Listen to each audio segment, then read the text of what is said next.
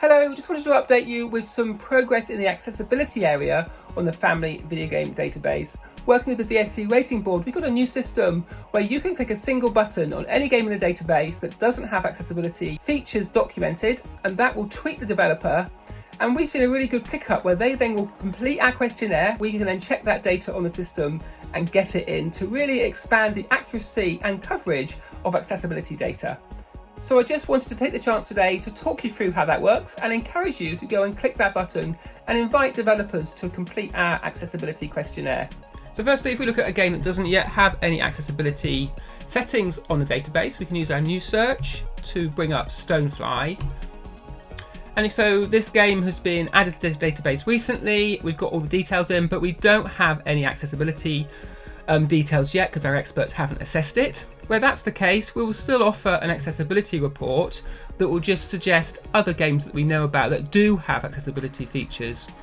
But more interestingly, if you'd like the developer to add accessibility to the database and to help us do that, there's now Tweet the Developer button. So if you click that, that will take you to your Twitter account and you can then tweet a generated tweet that tags the developer, tags us, and invites them to complete our accessibility questionnaire for this particular game.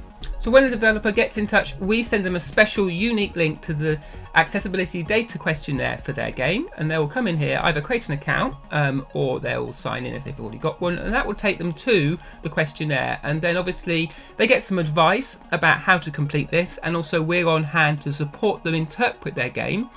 Of course, we're cautioning them to only select accessibility settings if they're absolutely sure they're included. So they can work their way through our 100 or so settings, and you can see the developer here has done this.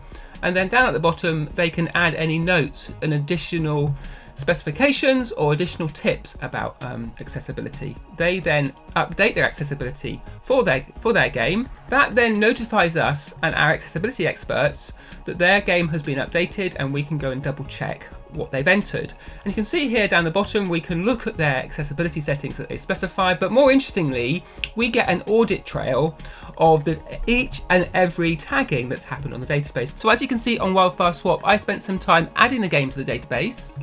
I then sent that tweet to the developer, Ryan Kubik, who accepted and started tagging the questionnaire after a quick chat with me. And you can see each of the different tags that he set. And in some of these cases, we talked about it and we decided, okay, maybe bright, colourful palette wasn't right to add in this case. And we worked through that. And I could then come in and also add additional tags that I thought maybe the developer hadn't included, and obviously check with them. So we've got a really good audit trail to understand how and when each of the accessibility settings is specified.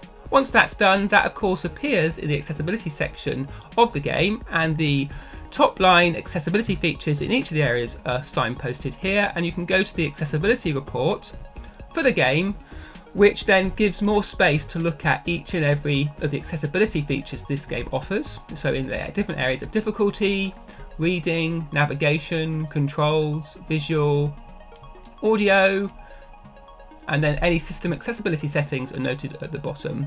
And you can see where a game has not many accessibility settings in a particular area, maybe like reading. So Wildfire Swap only currently supports one of our accessibility features that we document. We can suggest alternative games that offer more accessibility settings that are a similar experience to the one you're looking at.